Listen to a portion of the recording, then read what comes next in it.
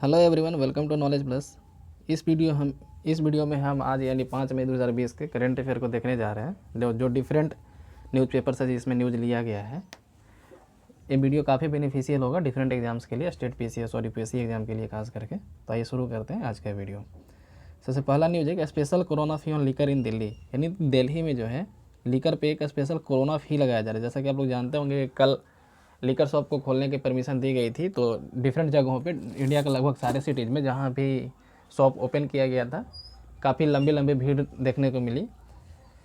तो उस भीड़ को कम करने के लिए और फिजिकल डिस्टेंसिंग को पालन कराने के लिए ऐसा फ़ी को लगाया गया है। ऐसा बोला गया है कि जो नॉर्मल फ़ी जो एमआरपी होगा, यानी कि मैक्सिमम रिटेल प्राइस, एमआरपी का फुल फॉर्म होता है मैक्सिमम रिटेल प्राइस, तो मैक्सिमम रिटेल प्राइस जो भी उस पर प्रिंटेड होगा उससे 70% ज़्यादा, उससे 70% ज़्यादा चार्ज किया जाएगा। यानी कि यदि किसी बोतल का दाम 100 रुपया है तो उसे 170 लिया जाएगा। यदि 500 है तो उसी हिसाब से 70% ज़्यादा नहीं कि 850 लिया जाएगा, है ना, इस तरीके से। तो इसको मैक्सिमम रिटेल प्राइस से 70% ज़्यादा लगेगा। इसके करने के लिए क्या करना पड़ेगा, तो एक अमेंडमेंट लाना पड़ेगा। दिल्ली एक्साइज एक्ट है ना, the Delhi excise act was amended.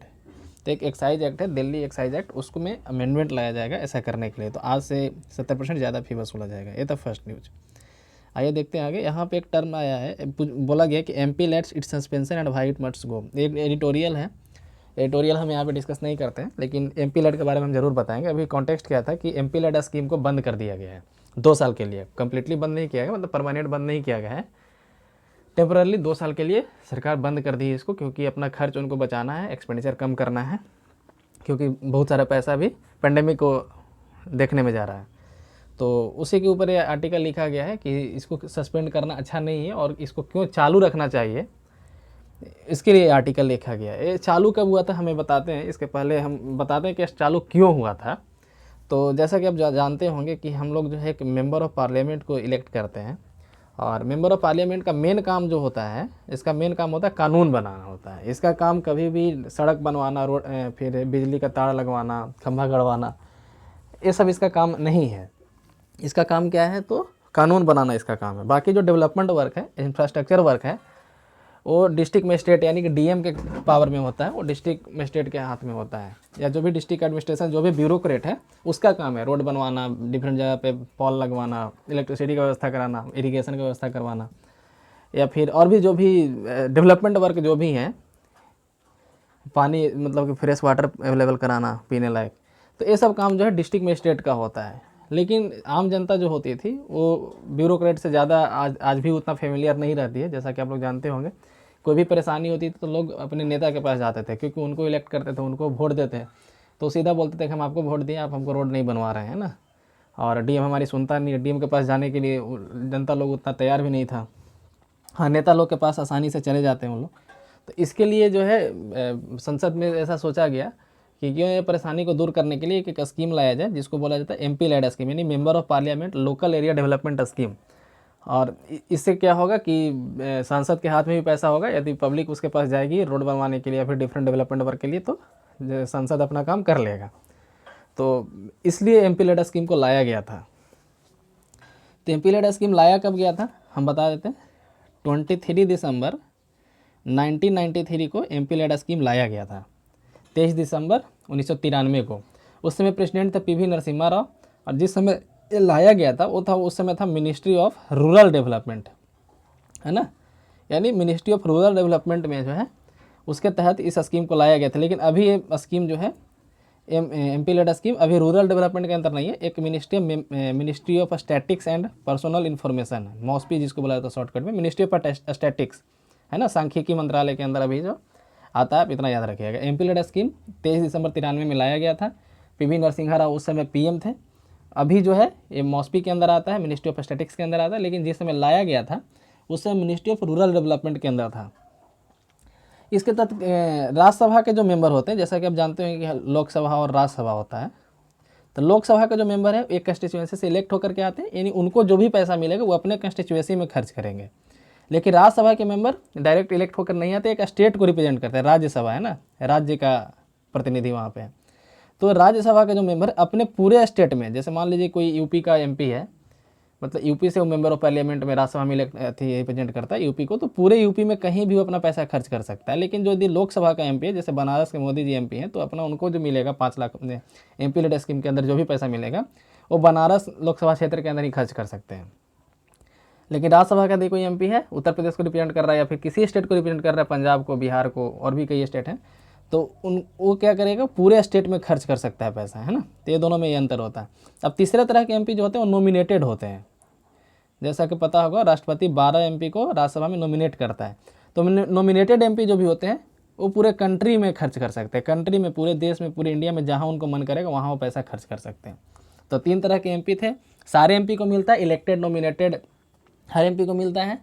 और राज्यसभा का जो एमपी है अपने पूरे स्टेट में खर्च कर सकते हैं, लोकसभा के जो एमपी हैं अपने कंस्टिट्यूएंसी में खर्च कर सकते हैं, और नॉमिनेटेड जो एमपी हैं वो पूरे कंट्री में खर्च कर सकते हैं। एक सांसद को 5 करोड़ रुपया दिया जाता है, अभी जो है 2020 में 5 करोड़ रुपया दिया जाता है। और एक एक्सेप्शन भी है कि जो लोकसभा के एमपी हैं उनको तो ऐसा रूल है कि अपने कंस्टिट्यूएंसी में खर्च कर सकते हैं, लेकिन यदि कंस्टिट्यूएंसी के बाहर खर्च करना चाहते हैं, जैसे उनका मान लीजिए कि लोकसभा क्षेत्र इतना दूर है और इधर भी वो खर्च करना चाहते हैं, तो मैक्सिमम 25 लाख रुपया वो खर्च कर सकते हैं। 5 करोड़ में से मैक्सिमम 25 लाख रुपया वो खर्च कर सकते हैं अपने कंस्टिट्यूएंसी के बाहर। जो नॉमिनेटेड मेंबर होते हैं पूरे कंट्री में खर्च करते हैं, राज्यसभा के मेंबर पूरे स्टेट में खर्च करते हैं, और लोकसभा के मेंबर अपने कंस्टिट्यूएंसी में खर्च करते हैं। लेकिन यदि उनको दूसरे कंस्टिट्यूएंसी में वर्क करना है तो 5 लाख से ज़्यादा खर्च नहीं कर सकते हैं। ठीक है, तो ये था यहाँ पे। एक और इसमें आगे रूल क्या है कि जो स्टेट डिजास्टर होते हैं, जैसे स्टेट में जो बाढ़ आता है, स्टेट लेवल पे जो बाढ़ आता है स्टेट डिजास्टर में, तो स्टेट डिजास्टर में 25 लाख रुपया अपने एमपी लेड फंड से वो दान दे सकते हैं। मतलब कि 25 लाख रुपया मैक्सिमम डिजास्टर में वो खर्च कर सकते हैं। यदि जैसे किसी स्टेट में बाढ़ आया है और वहाँ का राज्यसभा एमपी चाहता है कि हम उस बाढ़ उसके एरिया में नहीं है, जैसे लोकसभा का जो एमपी है, जैसे मान लीजिए कि कोई इस एरिया का एमपी है और इस एरिया में बाढ़ आया है, यहाँ का एमपी चाहता है कि हम यहाँ जो है अपने फंड से यहाँ पे कुछ वर्क कराएं, है ना, या कोई भी डिजास्टर में, ये स्पेशल केस डिजास्टर के लिए, तो मैक्सिमम 25 लाख रुपया दूसरे कंस्टिट्यूएंसी में दे सकता है। तो यहाँ भी सेम बात ही हुआ कि जैसे था कि दूसरे कंस्टिट्यूएंसी में वर्क करना है तो 25 ही लाख दे सकते हैं, तो यहाँ भी वही नियम है। लेकिन यदि कोई डिजास्टर ऐसा है जो कंट्री लेवल पे है, जैसे अभी का जो डिजास्टर है, रिसेंट का एग्जांपल आप देख लीजिए, अभी जो पेंडेमिक आया कोविड-19 किसी स्टेट सेंट्रिक नहीं है, पूरे यूनियन में फैला हुआ है, पूरे कंट्री में फैला हुआ है। तो इस केस में एमपी लेड स्कीम से वो 1 करोड़ रुपया खर्च कर सकते हैं। अभी जैसे ही पेंडेमिक आया था तो उस समय आप देखे होंगे सारे सांसद ट्विटर पे, फेसबुक पे अपना पोस्ट कर रहे थे कि हम अपने सांसद निधि फंड से 1 करोड़ रुपया दिए हैं, है ना। तो ऐसा इसलिए हुआ क्योंकि इसको नेचुरल डिजास्टर, मतलब कि कंट्री का डिजास्टर घोषित किया गया। सबसे पहले इसको कंट्री का डिजास्टर घोषित किया गया, राष्ट्रीय आपदा घोषित किया गया, उसके बाद फिर ये लोग 1 करोड़ रुपया दे पाए, है ना। तो मतलब जब कंट्री में, पूरे कंट्री में डिजास्टर आएगा तो एमपी लेड स्कीम से 1 करोड़ रुपया दिया जा सकता है। जब स्टेट में डिजास्टर आएगा तो 25 लाख दिया जा सकता है। दूसरे कंस्टिट्यूएंसी में खर्च करना है तो मैक्सिमम 25 लाख कर सकते हैं। नॉमिनेटेड मेंबर कहीं भी कर सकता है कंट्री में, राज्यसभा के मेंबर अपने स्टेट में कहीं भी कर सकता है, और लोकसभा का मेंबर अपने कंस्टिट्यूएंसी में कर सकता है।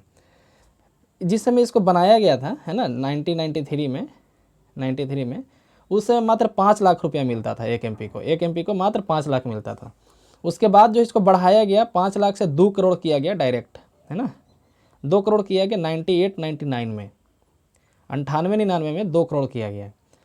उसके बाद जो है इसको 5 करोड़ किया गया 2011-12 में, 2011-12 में इसको 5 करोड़ किया गया, 5 करोड़ किया गया। तो अभी एक सांसद को 5 करोड़ मिलता है। अच्छा, ये सबसे एक बात इसमें और है कि ये पैसा सांसद को उसके खाते में नहीं मिलता है। अभी भी पैसा जो है डीएम के अंदर आता है, डिस्ट्रिक्ट मजिस्ट्रेट है उसी के अंदर आता है। जैसे कि पहले बताएं कि इसका काम ही नहीं है रोड बनवाना, है ना, इसका काम है संसद में कानून बनाना।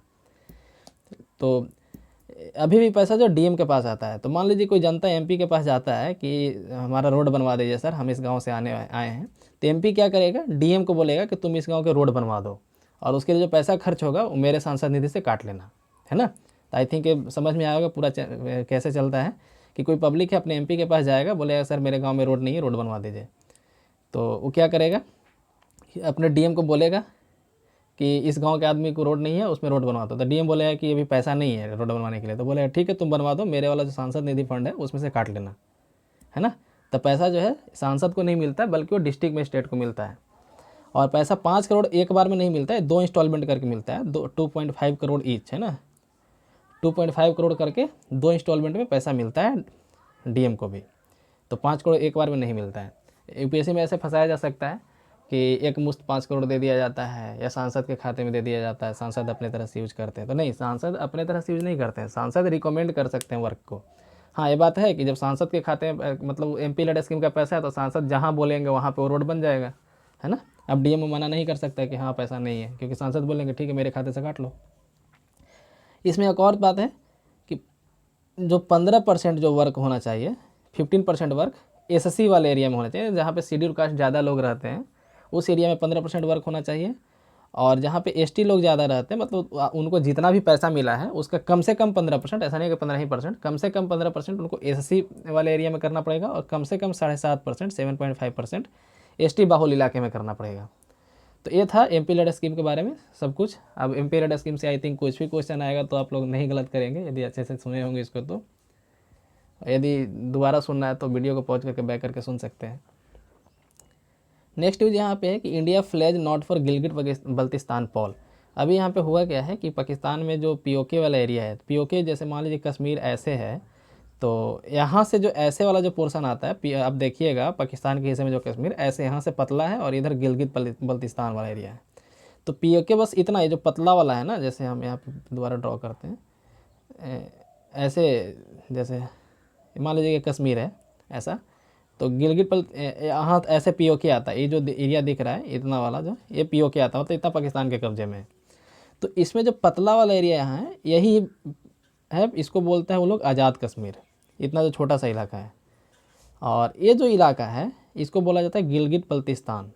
अब यहाँ पे सिनेरियो क्या है कि इस समय इंडिया आज़ाद हुआ था, उसके कुछ दिन मतलब कि उसके कुछ साल पहले जो कश्मीर के जो राजा थे, ये जो गिलगित बल्तिस्तान वाला रीजन है वो लाहौर के किसी आदमी के पास लीज पे दिया हुआ था। मतलब कि उधर के किसी उस एरिया में जो ऐसा राजा जो पाकिस्तान एक एरिया में चला गया है, खैबर पख्तूनख्वा आई थिंक उस समय बोला जाता था, तो उसके वहाँ के जो राजा थे उनको ये लीज पे दिया गया था 30 साल के लिए, ठीक है। और ये वाला इंडिया के पास ही था, ये जो पोर्शन है, ये नीचे वाला जो पोर्शन है पतला सा जो होता है ऐसे ऐसे जो है ऐसे में, ये नीचे वाला जो पोर्शन है इंडिया के पास ही था। और ऊपर जो गिलगित बल्तिस्तान वाला रीजन है वो पहले से लीज पे दिया हुआ था खैबर पख्तूनख्वा, या फिर आई कंफर्म अभी हमको नहीं याद आ रहा है, लेकिन पाकिस्तान के किसी राजा के पास वो लीज पे दिया गया था 30 साल के लिए।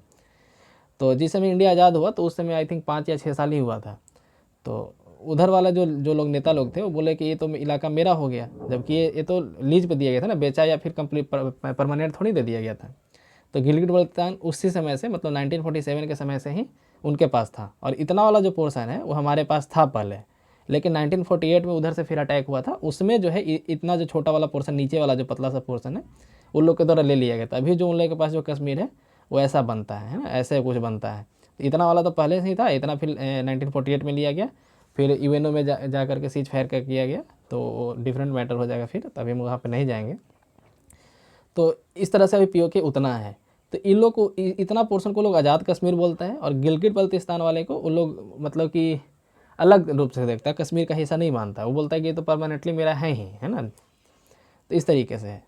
तो गिलगित बल्तिस्तान में अभी तक इलेक्शन नहीं होता था, एक ऑटोनोमस रीजन था, क्योंकि यूएन का एक चार्टर है, मतलब कि यूएन का एक रिजोल्यूशन है, ऐसा बोल सकते हैं, यूएन सिक्योरिटी काउंसिल का, कि जो भी वहाँ पे है उसको, मतलब पाकिस्तान गवर्नमेंट वहाँ पे इलेक्शन नहीं कराएगी, वहाँ के लोग अपने से अपना राजा या फिर जो भी चुनना होगा वो अपने ऑटोनोमस रीजन है।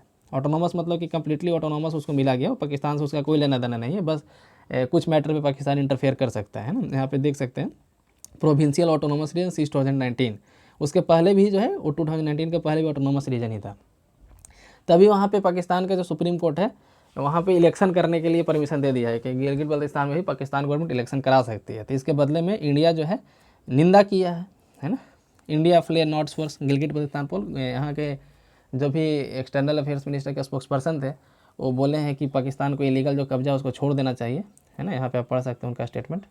और न्यूज़ में भी कल से सुन रहे हैं कि पाकिस्तान को पीओके खाली करने के लिए बोला गया है। नेक्स्ट यहाँ पे न्यूज़ है कि यूपीएससी का जो एग्ज़ाम होने वाला था 31 मई को, अभी होने वाला था 31 मई को, उसको अभी रोक दिया गया है। ऐसा बोला गया कि 20 मई को दोबारा जो है सिचुएशन को देखते हुए डेट अनाउंस किया जाएगा। तो ऐसा कोई खास न्यूज़ नहीं था। नेक्स्ट अनसर्टेनिटी ओवर पुरी रथ यात्रा। तो यहाँ पे पूरी रथ यात्रा का बता देते हैं। ये उड़ीसा में होता है, जगन्नाथ टेम्पल में होता है, याद रखिएगा, है ना। जगन्नाथ टेम्पल उड़ीसा पुरी में होता है। इस साल 24 जून को होने वाला था, लेकिन अभी जो है अनसर्टेनिटी है उस पर, क्या होगा कोई पता नहीं। नेक्स्ट है PM स्लैम पाकिस्तान इन वर्चुअल नाम मीटिंग। वर्चुअल NAM मतलब कि NAM non aligned movement, non aligned movement ये कब बना था, कैसे बना था हम बताते हैं। अभी न्यूज़ यही है कि PM जो है पाकिस्तान का बुरा यूज़ में किए हैं। याद रखिएगा नाम के मेंबर में पाकिस्तान भी आता है। एक न्यूज़ और इससे रिलेटेड इधर था कि PM एट नाम submit terrorism fake news deadly viruses, है ना, इंडियन एक्सप्रेस का न्यूज़ था कि PM जो है नाम सबमिट में बोले कि टेररिज्म और फेक न्यूज़ डेडली वायरस है ना, कि काफ़ी खतरनाक वायरस है आम भाषा में। तो यहाँ पे हमारे लिए नाम इंपॉर्टेंट है, ये सब बाकी सब तो होते रहता है। नाम क्या है, तो इसको बोलते हैं non aligned movement. Non aligned का मतलब क्या हुआ कि हम किसी तरफ झुके नहीं, अलाइन मतलब एक तरफ झुके हुए ना। जैसा कि आप लोगों को पता होगा कि जब सेकेंड वर्ल्ड वार खत्म हुआ था तो दुनिया में 2 पोल बन गए थे, एक था USA का पोल, एक था रसिया का पोल। और जो भी इंडिया उस समय आज़ाद हुआ था तो किसी एक पोल को ज्वाइन नहीं करना चाहता था। जैसा कि उस समय पाकिस्तान जो है USA को ज्वाइन कर लिया था, इसलिए पाकिस्तान काफ़ी दिन तक USA को सपोर्ट, मतलब USA पाकिस्तान को काफ़ी दिन तक सपोर्ट करता रहा। तो नॉन अलाइंड मूवमेंट जो है इसीलिए चालू किया गया था कि हम ये दोनों में से कोई कहीं भी नहीं जाएंगे। और इंडिया के साथ साथ कई देश आज़ाद हुए थे 2-3 साल के अंदर अंदर, मतलब 47 के बाद कई सारे देश आज़ाद हुए थे। तो इंडिया को यही डर था कि सारा देश फिर बाइपोलर में बट जाएगा, और अब इंग्लैंड से आज़ाद हुआ है तो हो सकता है किसी एक कंट्री का गुलाम हो जाए। तो इसलिए वो चाहते थे कि इंडिया और भी कई देश जो भी उस समय आज़ाद हुए थे वो ये दोनों को ज्वाइन नहीं करे, और एक तीसरा ब्लॉक बनाए जो दोनों तरफ झुका हुआ नहीं हो, दोनों से बराबर मतलब रखे। तो इसलिए नॉन अलाइंड मूवमेंट बनाया गया था। अभी इसमें 120 देश है, अभी इसमें 120 कंट्रीज है, काफ़ी सारे अफ्रीका के कंट्रीज हैं, अमेरिका के कंट्रीज भी हैं। और अभी जो इसका चेयरमैन है अजरबैजान है। अजरबैजान एक देश का नाम है, अजरबैजान। अब मैप में देख सकते हैं, कैस्पियन सी के पास ही मिलेगा। इसका कैपिटल है बाकू।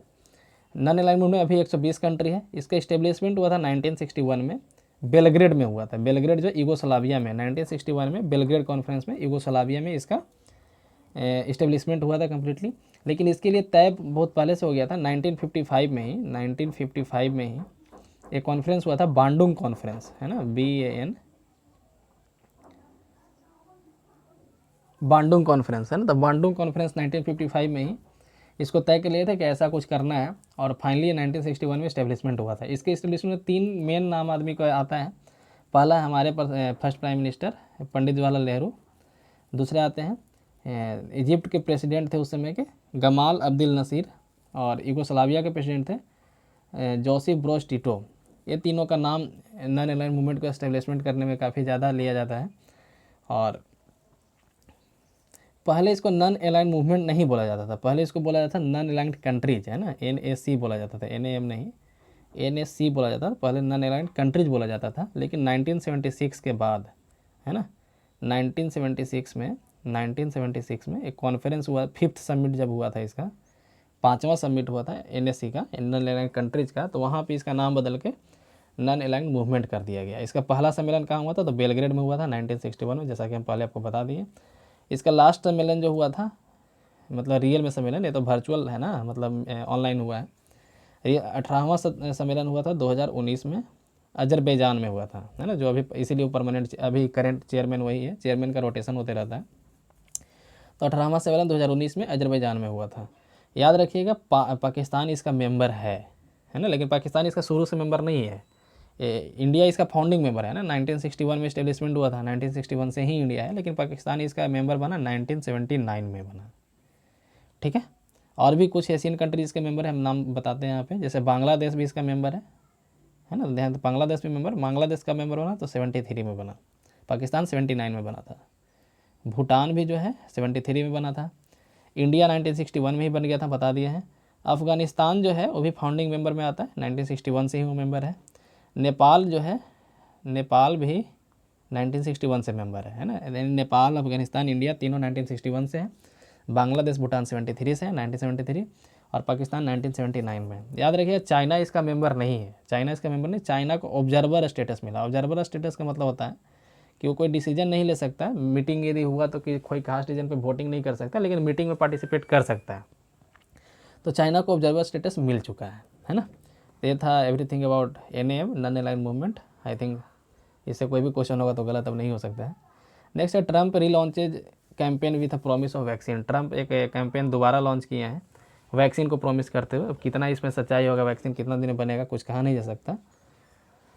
तो बस इतना ही इसमें न्यूज़ था कि ट्रंप जो है वैक्सीन को खोज करने के लिए लॉन्च किए हैं। यूएस डिमांड जस्टिस फ्रॉम पाक मर्डर फॉर स्क्राइप मर्डर। यहाँ पे जो है पाकिस्तान के एक डैनियल पर्ल्स नाम के जर्नलिस्ट थे, उनका मर्डर हो गया था पाकिस्तान में, है ना। यूएसए के जर्नलिस्ट थे, डैनियल पर्ल नाम था। पाकिस्तान में उनका मर्डर हो गया था और मर्डर होने के बाद जो भी आरोपी था वो कई दिन तक जेल में भी रहा। और वो वही आरोपी था, जैसे आप सुने होंगे कि एक प्लेन हाईजैक हुआ था इंडिया में जो अफगानिस्तान लेके जाया गया था, तो उसमें फिर 3-4 आतंकवादी को छोड़ा गया था।